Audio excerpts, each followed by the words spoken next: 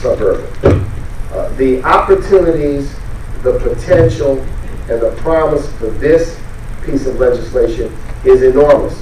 And then there's some cautionary tales, that cautionary notes that I want to talk about a little bit. But let me paint a picture for people, because we talk about these distressed communities. But I would say to you that distressed communities in the United States represent the highest potential emerging markets in the world. I don't look at these communities as glasses half empty. I look at them as glasses half full. Let me give you some numbers. And I'll talk about communities of color. If you take the spending power of African Americans, Latinos, and Asians, and match it here in the United States, where we have a 19 or 20 trillion dollar economy, it represents almost 4.5 to 5 trillion in spending. Well, what does that represent? That's 3 times as large as the economy of the Russian Federation. It's larger than the economy of almost most countries, except the leading industrial nations: the United States, China, the UK, Japan, maybe France in the world. That's the marketplace, which now in the United States represents over 100 million people and almost 5 trillion in spending. That's a significant marketplace. It's a consumer marketplace. It's a marketplace of investors. It's a marketplace of enormous potential. So when one thinks about distressed communities in the United States, I would hope that people would think about it as areas of great economic potential that for too long we have stereotyped, we have ignored. And to the extent that this is going to create a new look by the investor community, by the private investor community in these communities, the potential is indeed enormous. What do we want to see?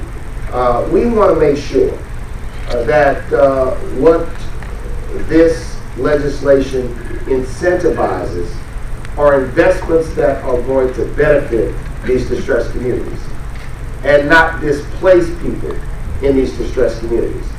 And that's going to require responsibility on the part of investors. It's going to require a good regulatory framework that encourages that.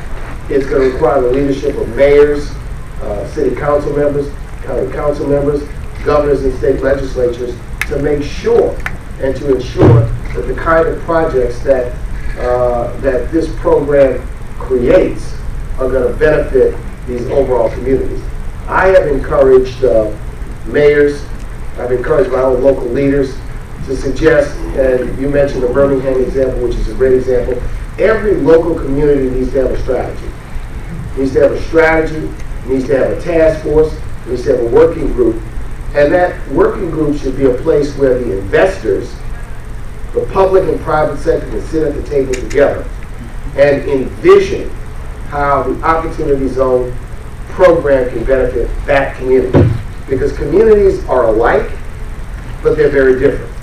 And the vision here was that this program be an urban, suburban, and rural program, which is smart because areas of distress and economic distress in this country today run the gamut.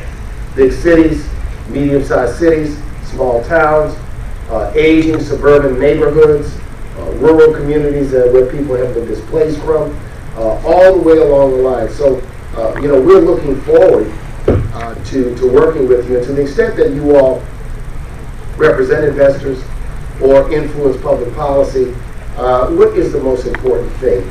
This is not a self-executing initiative. This is really a door of opportunity. And it's very necessitous